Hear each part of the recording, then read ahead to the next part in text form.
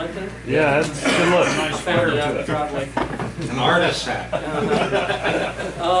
First thing I like to do is thank Sal and Jack for starting these little seminars up, because there's not too many hobby shops around anymore that does this kind of thing. And you are at the inaugural airbrushing seminar. I think that more than teaching you how to lay a perfect paint job down is really to start using the airbrush, because I know there's several guys that has them and doesn't use them. I don't know if they're kind of afraid of them or whatever it is. And, you know, and it's another tool, just like your hobby knife or sanding sticks or anything else you have, but it seems to elude a lot of people on how to use it and what to do and all the other kind of things that go along with it. There are different kinds. This is a gravity feed, and you put the paint in there, and obviously gravity pulls it down. There is siphon types that put it in a bottle and it siphons up, and this is a really old one. I used this one for probably 20 some years before I moved up to the Grex, which is a really nice one. There's probably more brands than you can even imagine. This is an Aztec, and you know, they have different adjustments, and you can side feed, bottom feed, top feed, however you want to do that. But the main thing I'd like to do is at least have everybody paint something. So I kind of took some scrap models and glued them to some posts, and everybody will get to paint. And I think that's kind of important. And so the other thing is the actual air supply, and there are many kinds of those. We have the compressor, which a lot of people have that, and you have the propel cans, and they have like little valves. You put on little valves, and this is kind of in a pinch kind of thing. Me and another guy in our club, we were at Aviation Day, and we were just building little airplanes and stuff, and we used this, and it works really, really well. The only thing is, you can't tell how much pressure, and there's really no moisture trap for it. And with any kind of propellant, as that thing goes down and that liquid is boiling off in there, it could spit and sputter a little bit at some point. So kind of have to be a little careful with this. And then I think it's my favorite, is the CO2. And the CO2 is filled with liquid, and as you open the valve and it releases pressure, the liquid boils off. So it's very dry. But still, you always want to have a regulator for one, and you really do need a dryer. Dryers are real important.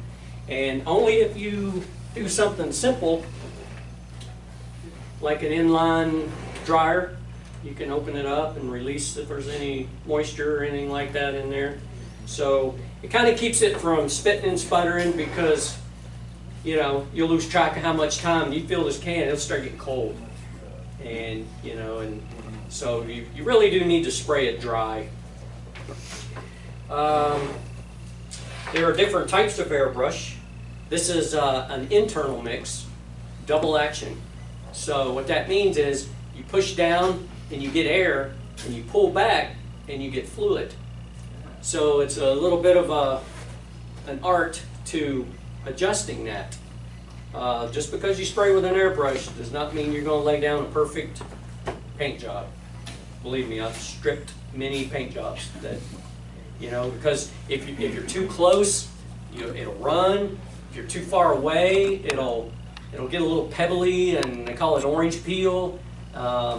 So there's a big balance. You've got your air pressure, you've got your flow, needle adjustment. There's so many different variables. But I guess that maybe that's what scares people a little bit, because they don't quite know what to do. But you'll never know what to do if you don't do it.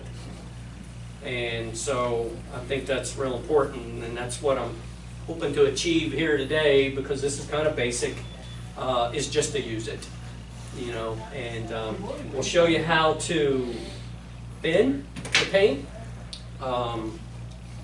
because it has to be a certain consistency, especially if you pour it out of the bottle. Because if you pour it out of the bottle, that's kind of brush ready, and it's too thick, and it'll spit and sputter, and you'll have to have your air pressure up to 80 pounds just to push it out. So, you know, and I didn't get the thinners either. Every brand of paint, can you give me a couple things of paint? Every brand of paint, and back in the day when everybody started, if it was acrylic, they would put water in it. If it was enamel or lacquer, they would use lacquer thinner, you know. But now there's so many chemicals, different types of makeup, and it's like this is for enamel. So every brand has different carrier. In other words, the chemicals that are in this matches that paint. And like this is for Model Master Acryl. So just because it's acrylic, there's sometimes still some chemicals in here that they use in their paint. So it's really advisable to use whatever brand paint you're using, use their thinners. And that way you won't mess it up. Now you can either make it too thin or too thick, but you won't cross chemical compounds that's really not compatible with each other. And the same with so in lacquer, you know, every brand. Like let's say we take some paint, we pour it in the bottle, and we add our little thinner and all that. The pigments that are in the bottles, you can stir it, you can put little BBs in there, and that's another thing. I have a little thing of BBs I bought at Walmart, $2, and every time I open a bottle of paint, I'll throw a couple of them in there. And so when you're shaking your paint, it's like an agitator, and it'll mix it up. But still, you'll have little tiny chunks of pigment, color, inside there that may not dissolve or anything like that.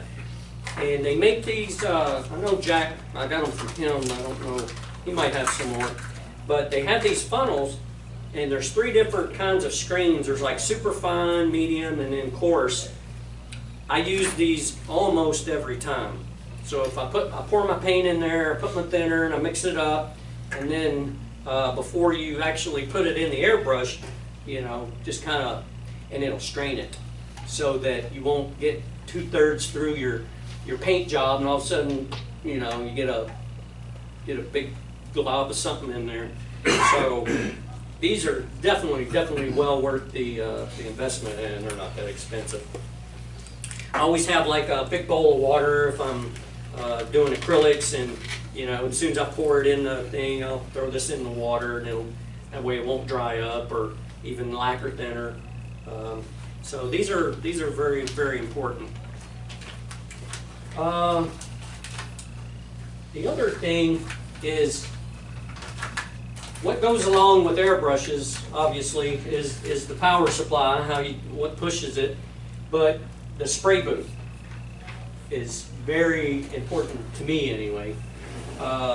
Back in the day, I'd go out in the garage and I'd have my 220 compressor, and it's loud, and you know, it's humid out there, and the gnats and the bugs are flying around, until I got a spray booth. And with a spray booth, you raise the window up, you put your little hose outside, you can spray in the middle of the night, you don't wake anybody, you know, keep mother happy and all that kind of stuff. And there's many different ways you can do it. I did this one like in 15 minutes. It just shows you how simple it is. Just a bathroom exhaust fan, little filter on it, you know, and you turn it on and sucking air through there, and you're airbrushing, and it's blowing it outside. Can't get any simpler than this. The fan might cost you, I don't know, $50, Home Depot, for a halfway decent one. This one is Larry's, and he brought it in so we could check it out.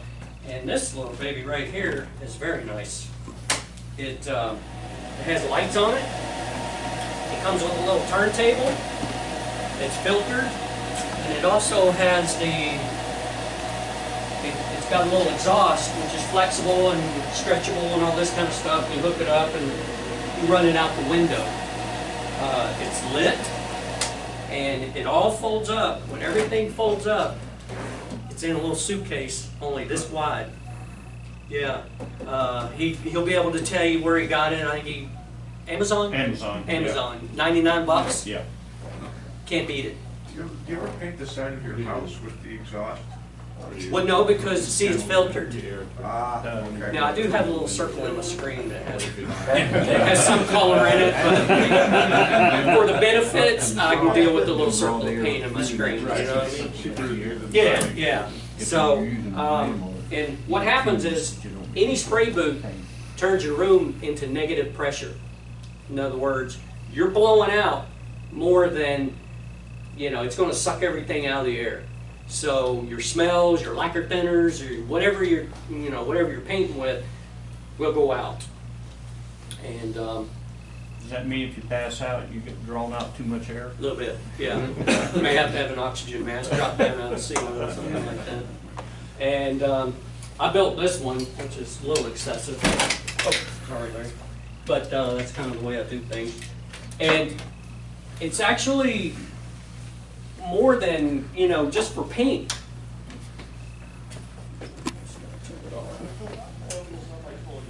So, it's, whenever you have a spray boot, say like you have resin parts, like you're building a model and there's resin parts, nobody should be breathing the resin. You're sanding, you got the dust floating around. Well, you can get at your spray boot and you can sand those parts, and I did a little bust of a wizard one time, and I carved the base to make it look like wood. And 2 nights I stood here at this thing with the Dremel tool carving, but it just sucked all that dust and resin and everything straight in. And it'll pretty much work for any type of spray boot you have. So, and then I made this one to where it's got little hockey pucks in there, and they're kind of hot. So when I paint and I shut the doors, it turns it into a little oven. So it'll get up about 95 degrees, just enough to really kick the paint and stuff like that. And CO2 powered, totally silent. No compressor humming or vibrating or nothing. So, about as loud as it gets is however loud the fan is. And can't say enough about, these spray boots, because you'll find yourself using it more and more. Just because of the simple fact that, you don't have the paint smell in the house or the dust or anything like that. So these are very important, definitely worth the investment, whether it's extravagant or basic, you know what I mean? And we actually took a bathroom and turned it into a walk-in spray boot. And so that's just for the hobby shop, for people that may not have one or a place to do it. They could use that to paint. The airbrushes are a little fragile, and you have to kind of be careful when cleaning them, because the needles are very, very delicate, and they're very sharp.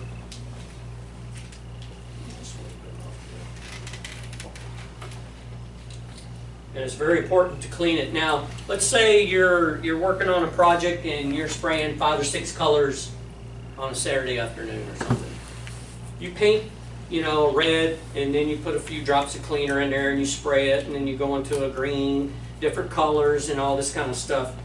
That works well, but at the end of the day, you really do want to take this thing and really clean it.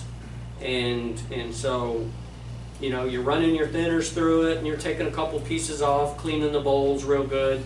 And the very last thing you want to do is pull this needle out. Extremely careful. I mean, that thing it's small. And so you can, you just barely wipe it off, flush a little more cleaner through there, and then put it back in very carefully, and you're ready for the next time. So it is important to keep them clean. And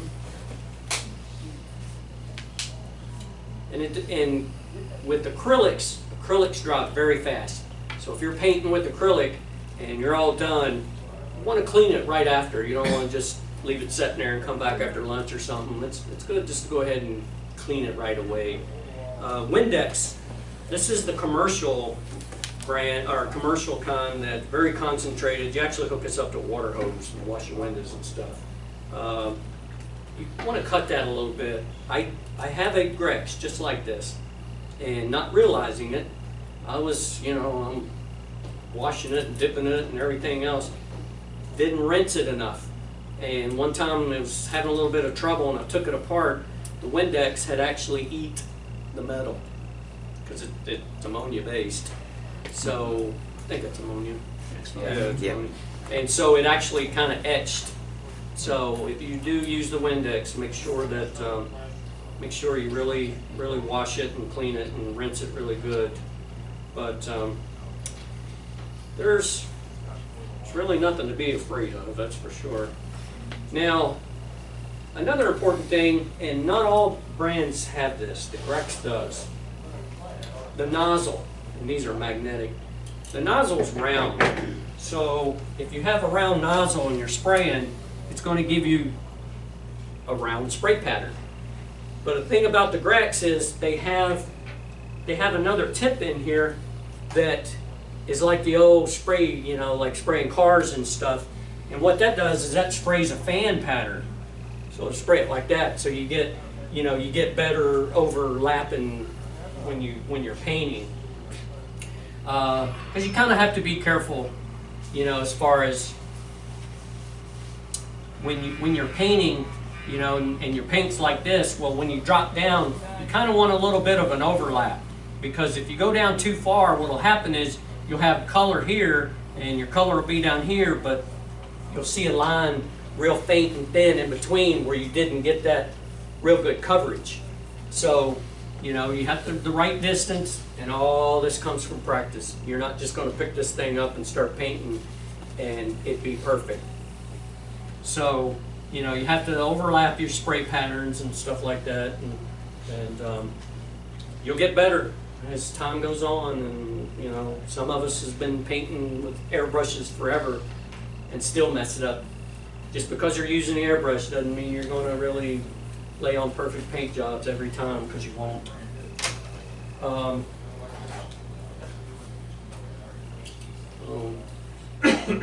But does anybody want to ask me anything? Because if I don't know the answer, I'll make something up. Yes, I do. Do you leave the nozzles in like a thing of thinner or something overnight, or? Really, if you clean it properly and on time, you really don't have to do that. In other words, I always have a couple little bottles, like I'll fill one up with lacquer thinner, and if I do have to walk away for a minute, I'll put it in there. But if you clean it properly and on time, you shouldn't have to do that. You shouldn't have to like soak it. The only time you would soak it is like if you did clean your airbrush and realized you didn't clean it good enough. Then you may have to take it apart, soak it, and then re-clean it. I got two of them. One, I've only never used them, but one works. The other one, it blows back into the cup. The air Blows back into the cup. And I've taken it apart. I've looked at it. I've done everything, and it's still. Yeah, I had that happen with this because, like I said, I have a tendency to overdo things. You can pull the nozzle part off, but the second section right there, I wasn't supposed to take off. And when I did, I ruptured the gasket that was kind of supposed to be permanently sealed, and mine was doing that. I kept thinking, I'm spraying it, and even with thinner in it, and you can see it bubbling up in the cup. I'm thinking, what's wrong? And so I called them, and they said, did you take that thing off? And I'm like, yeah.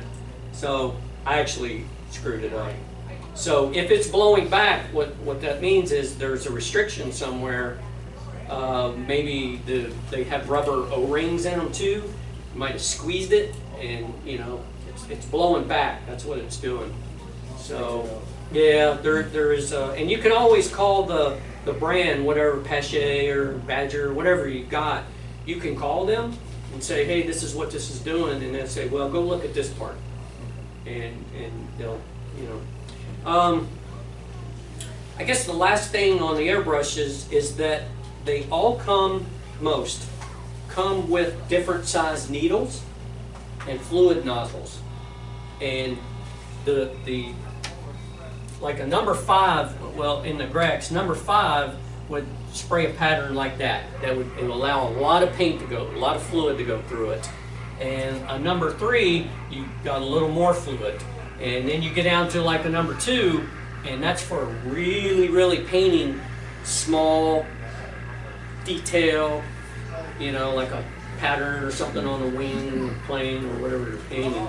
So, but you have to change the needle, and you also have to change the fluid nozzle, because that is big according to whatever size needle goes in there.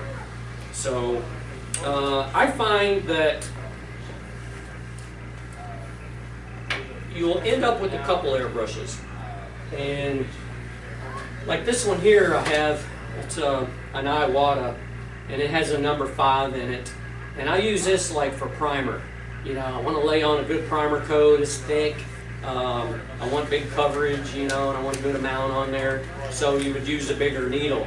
And then if I'm, you know, coming down to where I want to paint a seam or something, you know, might go down in size. So you can always have a couple different size needles in your airbrushes, which is very helpful. What else? Do you use one for acrylic and one for enamel, or one for lacquer? You can even do that. Really. I got a Badger Anthem and a Badger Picture. Will that needles interchange? I don't know that. Yeah, I mean, you would think they would, but Yeah.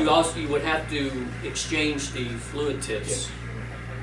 It's a pair. They go together. You can't use one without the other, because if you put like a number 2 needle in a number 5 fluid tip, paint will just drip out of it because that hole is so big. You know, it's not small enough to seal that.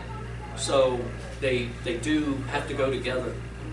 Yeah, and you really probably don't want to interchange too much that way. It's because you can always find airbrushes different places, you know. And buy you a really nice quality one for the real fine detail work, and just buy a cheaper one for like primers and acrylics and stuff like that.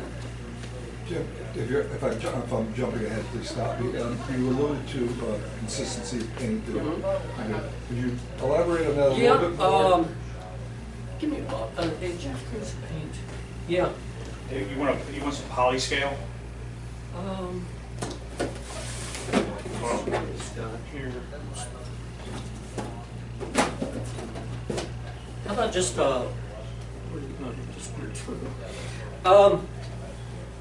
yeah, there is a right way to do it, and the general rule of thumb. It's not an exact science, but the general rule of thumb is you put your paint in there, and you put a little bit of thinner in it, and when you stir it up, you kind of pull it up the glass wall a little bit, and if it's too thick, it'll just be solid color. If it's too thin, you pull it up, and there's nothing there. It's just old stuff. Yeah, that'll be good for color, I guess. So there's not a percent. Is it basically by eye, not Really? necessarily percentage? Yeah, 20%, I mean- 30%. I guess they could tell you there's an exact science to it, but there really isn't. You know, and it's kind of a by. That's Some kind of people about typically visual. say the consistency of milk. I've heard that expression. yeah, because milk's kind of translucent. You know, if you Right. like pull it up the glass, it's a little translucent. And you can, but see the pigment. See how that solid, chunky. Yep. That's really what you have to be careful of, and that's where these really pay off, because that'll catch that stuff. Sometimes they say not to shake it, just to stir it. Well, the reason you don't shake it, which I always shake it, I noticed that's why. is it puts bubbles in it. Oh. Yeah, it puts air bubbles in it. And I've never had any issue at all. I had one of those little small mixers, you know. Yeah. with the- Some paints are worse than others too. Yeah. Is it all foamed Polyscale, up? you can no longer get them if you ever use it. Joe. It froths up real quick. Give me some paper towels. There you go, perfect, sorry. Yeah, you'll have 10 different people tell you how to do it 10 different ways. It's whatever works for you. You know, if you like stirring it and all that kind of stuff, that's good. I don't have the patience. And like I said, every time I open a bottle, I have a little thing of BBs and I'll put 2 of them in there. And I'll take a little Sharpie and I'll just put a black dot on the bottle. And that way, next time I pick that bottle up, I know it already has those in there. And a lot of the new paints, like the Vallejos that are in the little plastic squeeze bottles, they're already in there. They have them in there.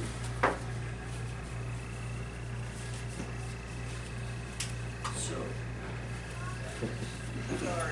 if we take a little bit of paint in,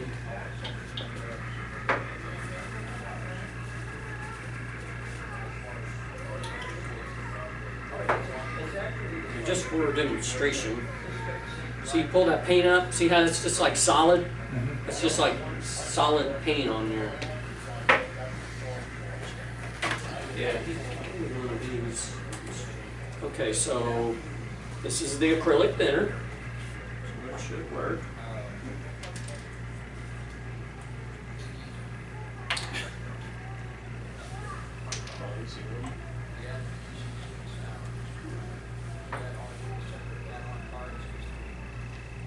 It's kind of, and you know, you'll get used to it, and you'll never mix it right every single time. You know, you may have to come back a couple times.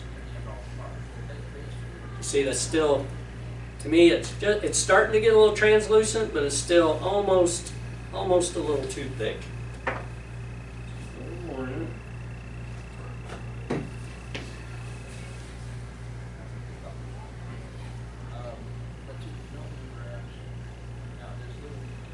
See, now it's like, you can see it's starting to run back down, and that's about right. Like I said, it's a general thing. And wet rig.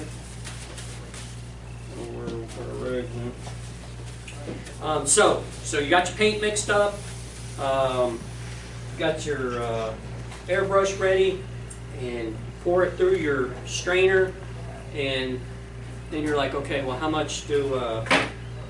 many PSI do you use? Another variable. You're going to run the whole range anywhere from 8 to, I always spray at a higher PSI, anywhere from 8 to like 28. You know what I mean? Somewhere around in there. Thicker paints, want a little more pressure to push it out.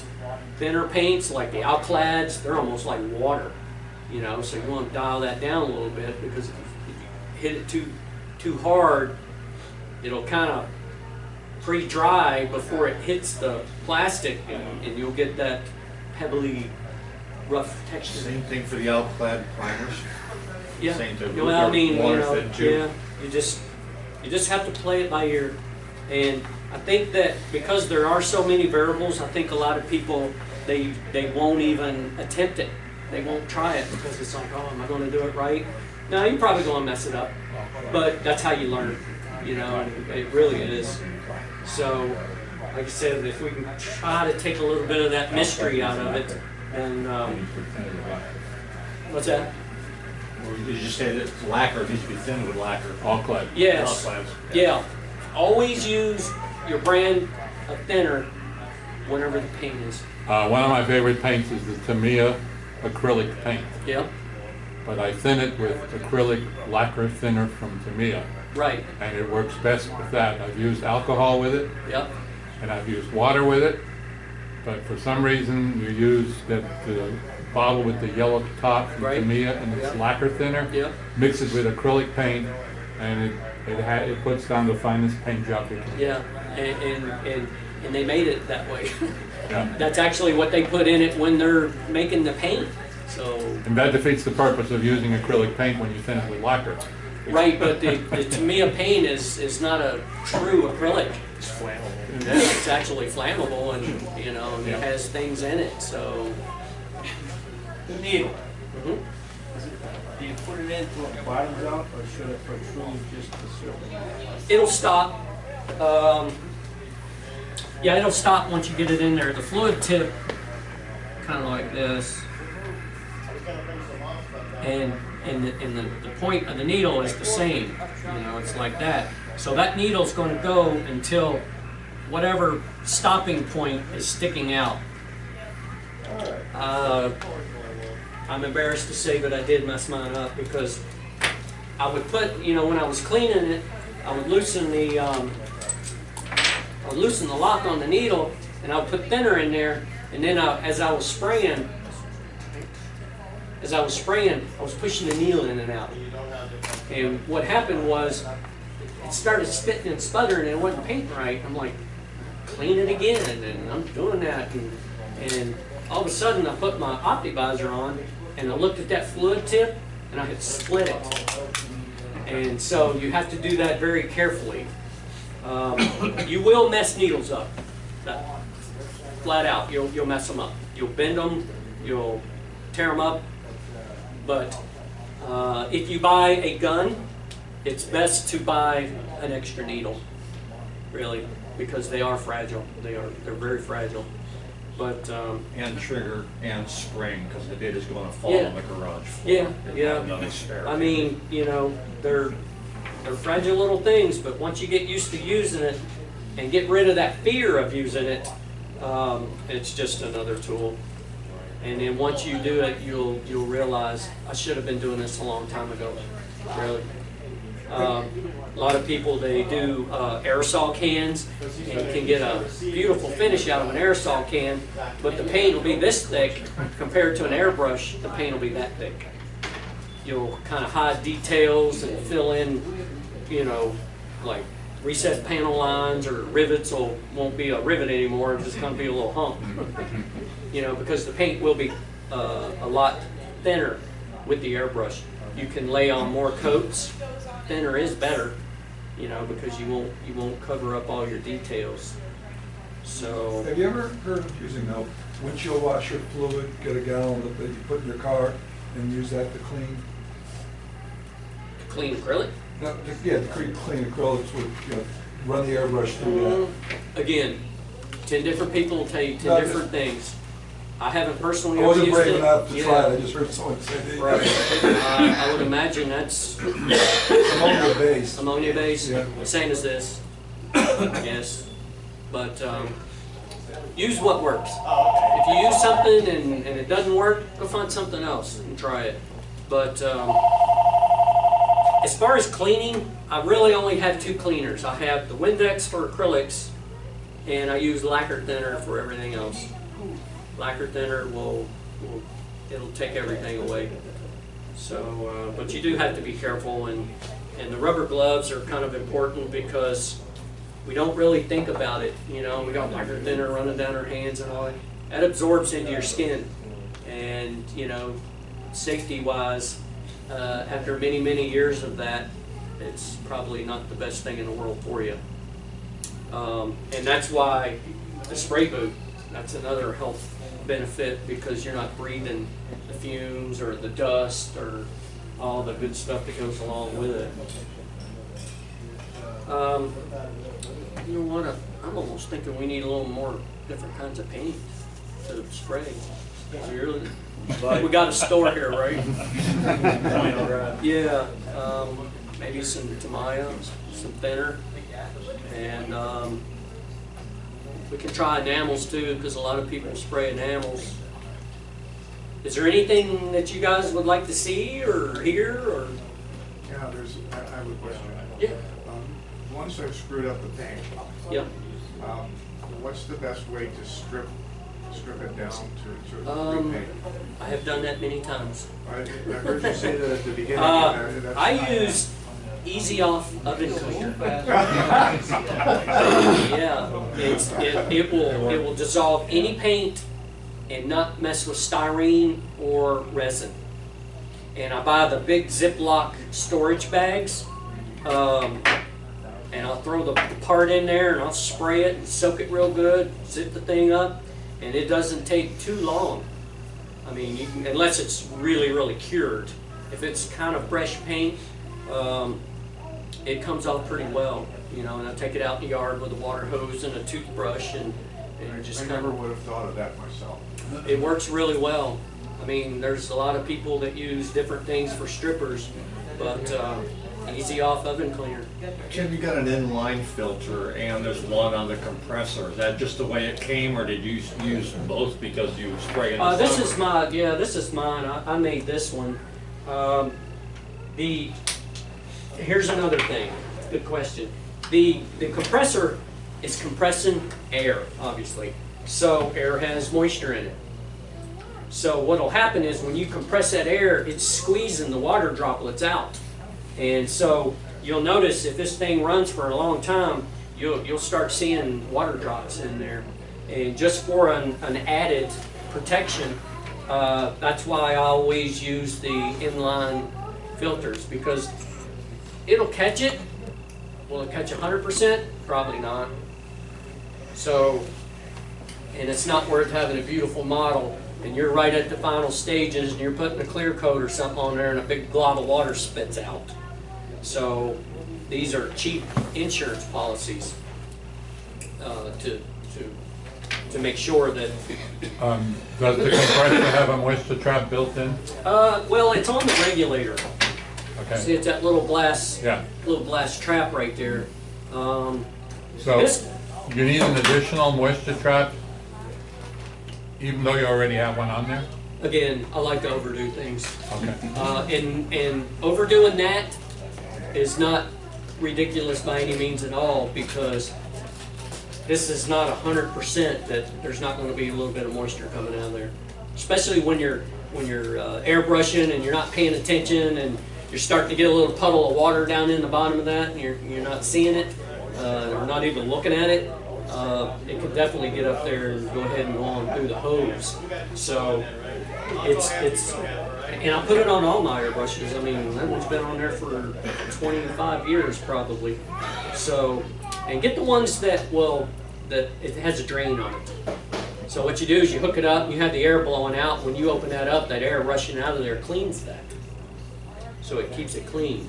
Because some of them I've seen, it won't have that. This one does, but if it doesn't have it, once that gets contaminated, it's kind of hard, you can't get it out. So it's always good to get one with the release on it to blow that out. I see on yours you don't have the little Grex quick disconnects with the pressure adjusting at the bottom. Do you prefer just to set it on the compressor? Well, no, I do prefer them. I need to get another one. Okay. And because I had two airbrushes set up, that's why I had put the two ports on there. I would put this part on it, and it would make it very convenient. But what happened was I used it so much, it wore it out, and it was leaking too bad. But again, it's got another regulator, which, you know, it's kind of convenient because it's right there. But yeah, these are very nice. I need to get one of these. Got them in the back. With a trigger pullback versus a top, down, and back, does the trigger control the paint flow? Is it in sync so you don't have to worry? It's not a double action? It is double action, yeah. It actually mixes both of them at the same time. Now, just depending on how far you pull the trigger back, then that's right. your very. And there's most airbrushes. There's a stop for the needle, so you can screw that all the way in, and there's no paint flow. And you open it up. There will still be airflow, but there's no paint flow. So you can open that up, and I line my spray booth with newspaper because I'll sit there and I'll get the right flow, or how, you know, what I think is the right flow first before I start painting. And so yeah, you can actually set a stop so that you don't pull that thing all the way back and just flood too much paint. And same principle with these kind. Well, this one does. These don't have a stop. That's just you pull it back, you're getting paint, and you're getting air. So I mean, you can control both a little bit harder. That's why, I mean, we're not really trying to push these, but these are beautiful airbrushes. They really are. And the thing about, and I never realized it until I got one, with this kind of suction, you know, you got this thing that's right there. It's right in your way. And I don't know. It was just, I used it forever, but I never knew anything else. There's nothing. It's real ergonomic, I guess you could call it. And these are very, very nice airbrushes. And it's the old story, you get what you pay for. You buy a cheap airbrush, you're going to have a cheap airbrush. You buy a good one, you won't have to buy another one. Unless you want. This is Grex. They've been on the market, they're fairly new, maybe 10 years, somewhere around in there. They're proud of them, but they appear to be worth it. They are, yeah. You'll pay a little bit of money, but again, you get what you pay for. So. So the paint flow on that's controlled at the back, at the... Well, no, that's just the stop to Okay. over, so that you don't overflow it. Okay. Because you can pull that thing back, and wherever that's set, you're getting that much paint. Now, from that point to that stop, you know, you can ease it and just barely, and if you want to hit a little heavier, you know, you're still controlling this just like this. Just like a double action? Yeah, just like the double action. Am I looking right at it? Yeah, so same principle, it's just that this is, I don't know, I love this thing. Can't say enough about it because it's just really nice to spray with. And you can get some, I've got cups that are like that big. I mean, I've never used it, but I got it. And that's the important thing. And these are set up to where, let's say you're doing a figure or something, and you can actually take a dropper and just you can fill that up and just spray, you may just want to spray shoes or something like that, you know, so you can put just that little bit of paint in it. Makes really nice for cleaning. So do you prefer the gravity feed like that or the side Absolutely, feed? yeah. I like the gravity feed. I don't like the side feed because I always feel like it's out of balance or something. I don't know. You got a big thing of paint hanging off to the side. Another important thing that is caps. A lot of airbrushes doesn't have that. It'll just be an open container, and I get really, you know, if I'm good look, you know, next thing you know, you got paint in your eye. So the caps, and they're vented. There's a tiny little hole there so that when that's going down, it's pulling air down with it, so that, you know, it doesn't get a vapor lock, I guess you'd call it. So. Are there any occasions where you have to use a mask? I see videos sometimes where they're doing a paint booth and they've got masks and everything else on. Well, It's just extra protection. extra protection, you know, you get in, They're just the doing it for lacquers are the liability in worst. the videos. Yeah, lacquers and it's a chemical, you know, and we're not really meant to suck in chemicals, although we do.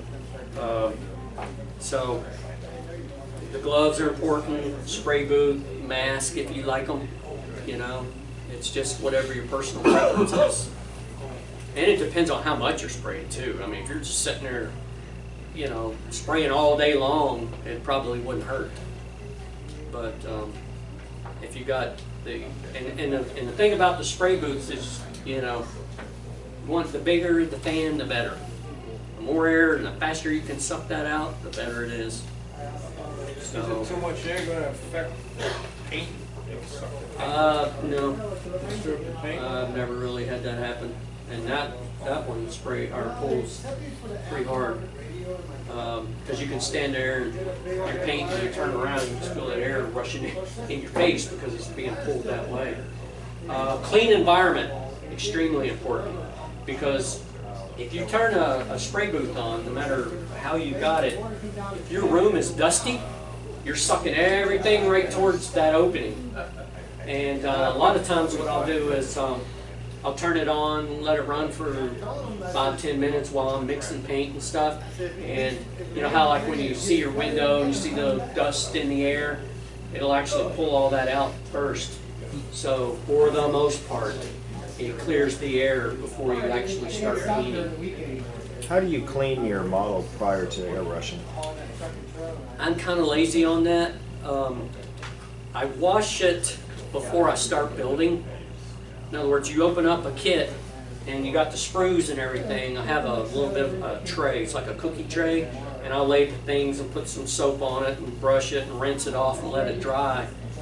That gets rid of the mold release, because when they inject plastic kits, they spray the molds with mold release so that when they inject it and the thing pops open, it kicks it out and it won't stick. So it's like a little oily film. Resin is really bad for that. Again, everyone will do it different. Some people, they like to prep it to the nines, you know. They got their swabs and all kinds of stuff to wipe it down.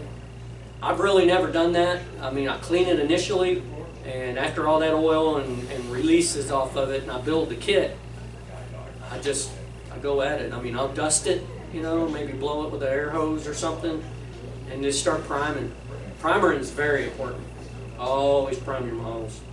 Don't ever just start painting with color. You prime them while they're still in the sprue? No, I don't. And the reason I don't do that is because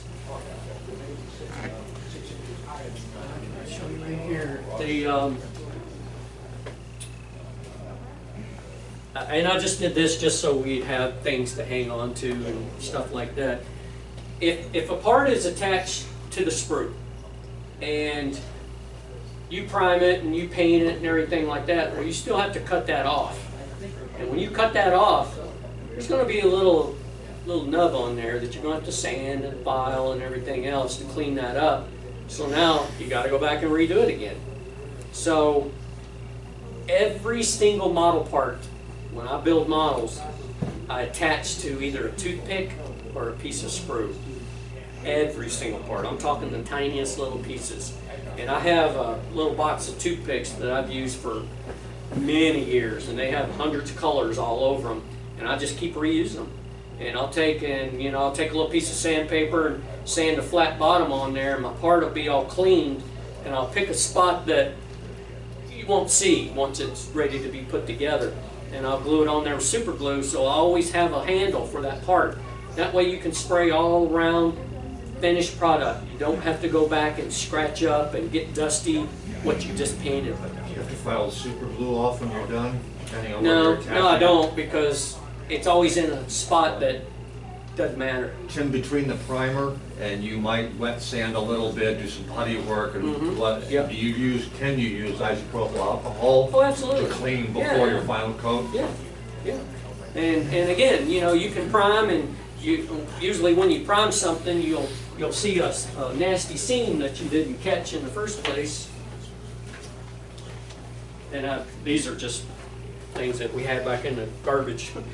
You know, you'll prime the part, and you'll see the seam where you missed it because you didn't see it before. So, you know, you put your putty on there and you'll sand it and smooth it. You may have to rescribe panel lines or whatever like that. Yeah, you can rewash the whole part again, or you can wipe it down with swabs, whatever you have. So yeah, I mean, I don't do it, but other people do, and so there's no real right or wrong, I wouldn't think. I mean, you want it clean, you know, you don't want chunks of dust and stuff on there, so yeah, you can wipe it down and stuff like that. But the sprue parts, I say big sprue parts for bigger things, but I use toothpicks. I use toothpicks for everything to glue parts, and that way once I paint it, once I spray it, it's done. There's no going back and having to fix something. Ted, advantage on the spray booth, downdraft, updraft, or backdraft? Doesn't matter. Doesn't matter. If it's sucking air out, it doesn't matter which direction it's going. It really doesn't. Space would probably be here. Space, yeah. I mean, if you've got a short countertop, it's kind of hard to go out the back, so you'd either go out the top or the side. That one is a down, you know, it comes out of the side, and so yeah, this one is a back, and yeah, that's you definitely lose a lot of, especially when you hook the hose up. So you figure, you know, how much space that's going to take up. But if you've got the spot for it, it doesn't matter. So really, it's how your area is. So there's no advantage to either any No, of it's no those advantage parts. because it's sucking the air out. So it doesn't matter which direction it's headed after it's sucking it out. When you're in the room that doesn't have any windows, I would think the hose is useless. Well, if you don't have no windows, it is. Yeah, well, it's a little cubby hole like that. Yeah. And if you have a spray booth, where I know a guy that he turned his walk-in closet into his modeling room. Yep. And no windows. Yep. So what he did, he took his hose and he cut him a little 4-inch hole in the drywall in the ceiling. Just goes up in the attic. Well, Keeps the house clean, but his attic's getting. I don't think I can get away with that. Yeah. What about Into the neighbors. Doesn't the Into a- Well, filter, then you would want one a little more portable. doesn't so the that you can filter take it to catch a lot of that stuff, the Yeah. filter without a hose? Uh, You know, that filter that's behind? yeah. Doesn't that catch a lot of the bad stuff? Yes. So you don't really need a hose? It's not catching fumes, it's catching particles. I mean, I need to change my filter, but, you know, it Yeah. catches filter, or it catches the particles that you're spraying with. So, I'm in the AC business. I hate these pleated filters because people will put them in their grill and they'll leave them and it clogs the airflow up. But when you're talking spray booth, this is the kind of filter you want. Because it's like it's like a cotton shirt. It's brand new. Nothing's going. The particles is not going to go through there. The smell will, but the particles won't. So this is the kind of filter you want. That nice one, that Amazon one's got a blue, that somebody told me it comes Yeah. in sheets, and I was gonna Yeah. run and buy a sheet. You're Right. telling me, you're saying Well- that I should buy a chunk of AC vent instead of a chunk of that blue stuff? And I mean, you know, that's going to catch. That one's going to catch just about. Now they do have the throwaway filters like this. And there's a perfect example right here. And I just brought this from a shop just to have something. That would be the worst kind. You know, you can see right through it. Particles are going to go through that. So this, you wouldn't want this. But if you can hold that filter up, you know, and bird can't fly through it, then you're good. So don't ever use this. I just grabbed it just to grab it. But so yeah, the pleated filters would be the best. The washable filters, of course, you can't really wash that because it's got paint in it. It's not dust like, you know, a house filter. So you wouldn't want to use that kind. What else? I mean, decanting spray paint out of a can. A lot of people will have colors that maybe doesn't come in a bottle. I couldn't see how, but or they want more volume of paint. A good way to do it, and I stopped twice at 2 different stores this morning and they didn't have them. A regular straw, I used to get the big gulp straws. They're bigger diameter than this. And what happens is you take and you always cut like a little half moon shape out of the straw so it kind of fits the nozzle. And then I tape it. We'll do it. But what happens is if you have a straw, and that's your spray nozzle with your can. When you spray that, all these cans have propellant gas in them.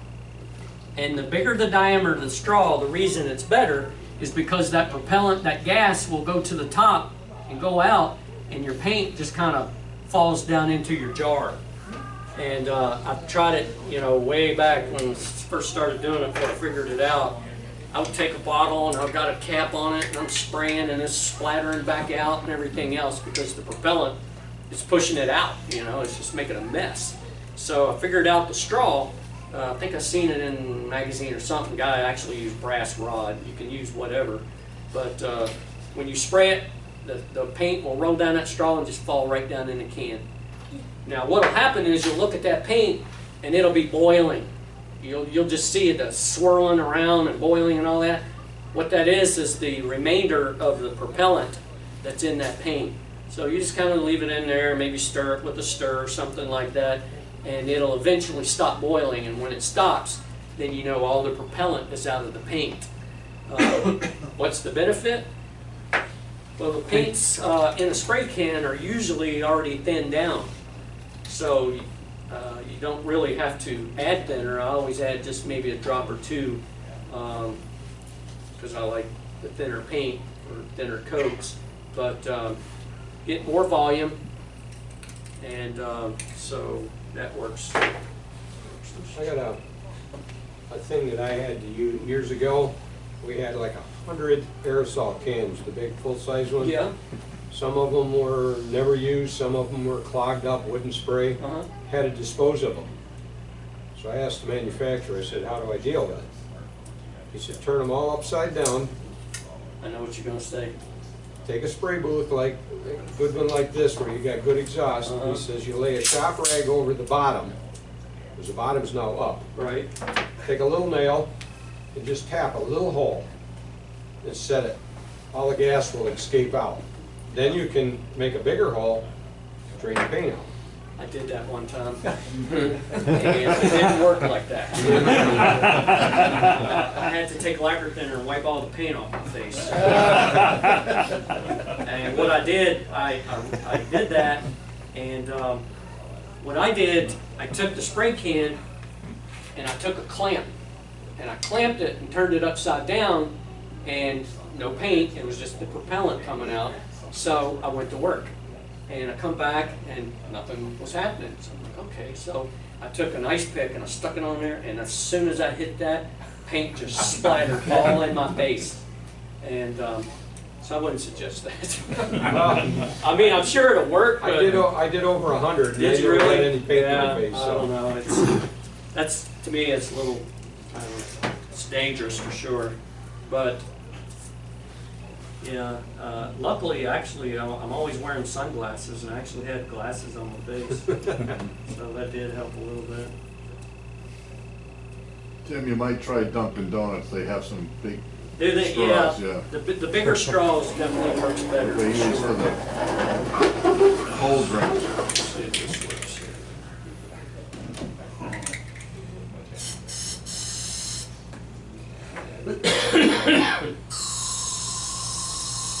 See how the paint just goes in there? And it's virtually mess-free. See the fumes coming out against the light of the Yeah. ship. And Pretty thin. yeah, and it's thin paint. So see, that's the consistency. See how it's kind of translucent up there? Yeah. So that's almost like the right.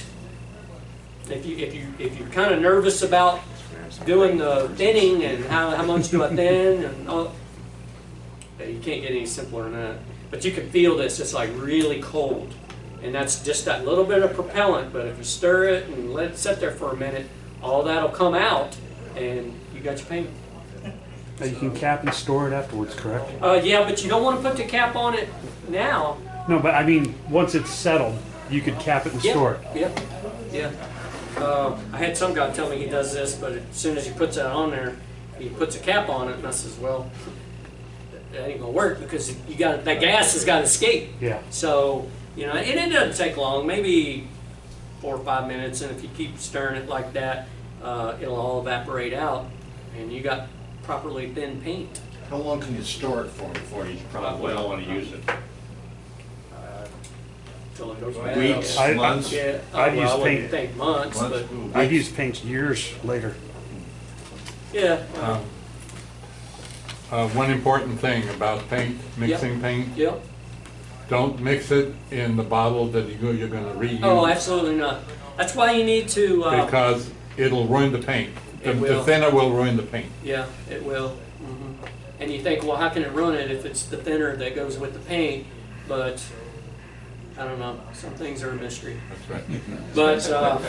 But these are really great. And a lot of times I'll take these, and after I've used all of it, I'll soak it in hot water and scrape the thing off, and you got a nice bottle. So it's big, it won't fall over. I use these a lot for storing paints, and I actually use them for thinners too. Like with my brushes, I'll have I use the bigger ones, and I'll put a piece of tape on there and say lacquer thinner 1, lacquer thinner 2, and if you've been painting with a brush, you stick it in 1, you rinse it off, you stick it in 2, it's clean, and after you pull it out of the second one, it's your brush is good to go. They're nice too, because they got a plastic film in it versus like the cardboard on the tester. So Yeah. you can clean them up over and over, and they make a nice tight seal. Yeah, yeah, it's the inside of that has a plastic lid on it. So, well, I don't think it covers about everything. I mean, I don't. This is kind of cool. A lot of times when we go to model shows, there's a lady there that sells all kinds of tools. And this is a tiny spoon. And a lot of times if I want to get a little bit of that color, I'll just a couple little spoonfuls. That way you're not pouring it and you got to wipe the glass off and all this kind of stuff. These work really, really well. Well, I guess we're getting pretty close to maybe spraying, having some fun. I pre-primed some parts and pieces, so we'll get that down. I'll kind of clean this up a little bit, and we'll get some paint. We'll prep it, and we'll do some spraying and have some fun. So it might take a minute or two. If I want to take a break or whatever.